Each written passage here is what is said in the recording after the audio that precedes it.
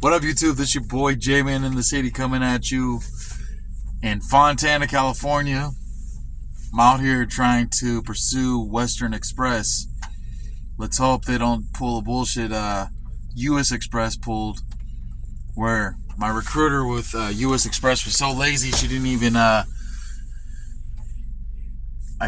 a updated background check or a driving record check before I got to orientation. And I literally drove this vehicle all the way to Dallas, Texas to get denied the first day of orientation. They did not reimburse me, nothing. They just sent me on my way. And because they had so many applicants, it's like, because they had so many applicants, they can just shoo whoever they want to away. And not only that, if they want us to be a part of the fuck? And they shoo you down the way, like, oh well, doesn't matter. They don't even apologize. They don't say nothing. They don't say, sorry for your time. Nothing. They just send you on your way. But let me tell you, as luxurious as the company seemed, the nice trucks and the interior of the inside of the facility was nice, and it seemed too good to be true, to be honest with you. I'm kind of glad. I like these companies where, they try to make it nice and comfortable, but you can tell that they got fucking, here and there small problems. Like, I'm looking at reviews on Western Express, and a couple of reviews show like the inside of the facility and the bathroom, and it looks kind of gross. And then there's a picture of what the trucks look like after that's because of the driver, though. The way the inside of the truck looked is because of the previous driver didn't keep their truck clean. But all in all, I'll just see what happens.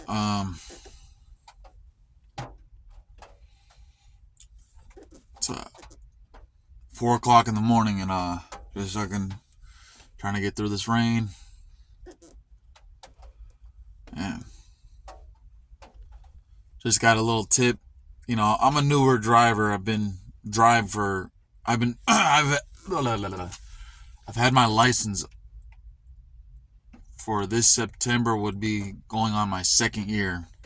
So let's say I've been a CDL holder for almost a year and 6 months.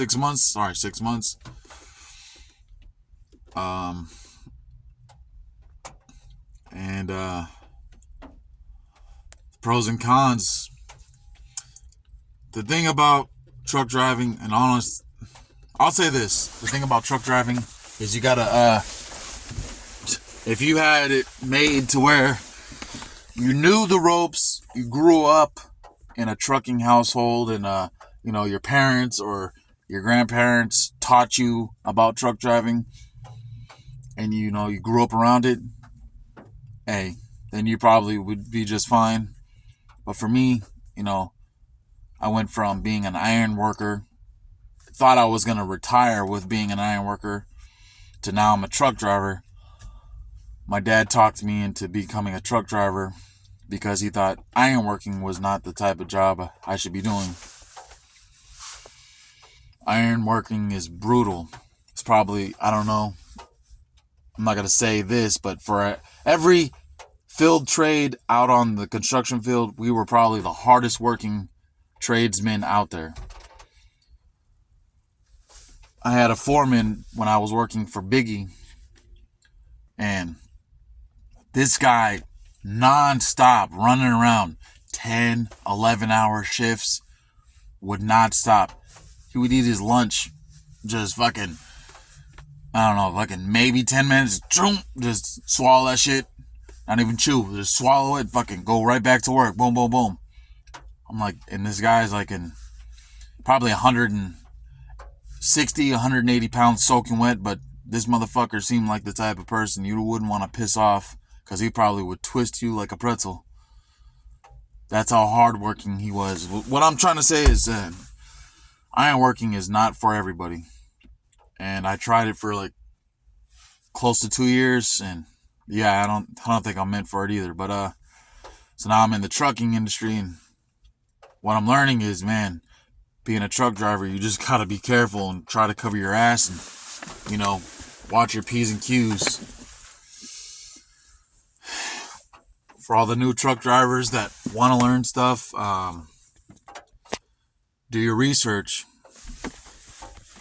Do your research. Do your research on the school you go to, the school you're thinking about going to, because the way I got my license was I applied to CRST. There's other companies like Swift, CRST, I think CR England, Snyder, some of those other major carriers. They offer CDL school, but do your research first before anything. Now, I looked up the ASD, Advanced School of Driving, which is in Fontana. I'm not too far from it, actually, where I'm at right now. It's got a perfect review, almost like a 4.9 rating. But honestly, it's a very, very corrupt thing. They make you sign a contract, and you got to work for CRST for at least a year. And you come to find out you don't make barely anything out on the road with CRST. They start you at 33 cents a mile, and they off top deduct 3 cents. So you're only making 30 cents a mile. And then you have to be paired up with somebody. They don't offer solo positions. So, say you get a team member that wants to fuck around, whatever. It's like, I don't know. Bottom line is just cover your ass and watch your P's and Q's.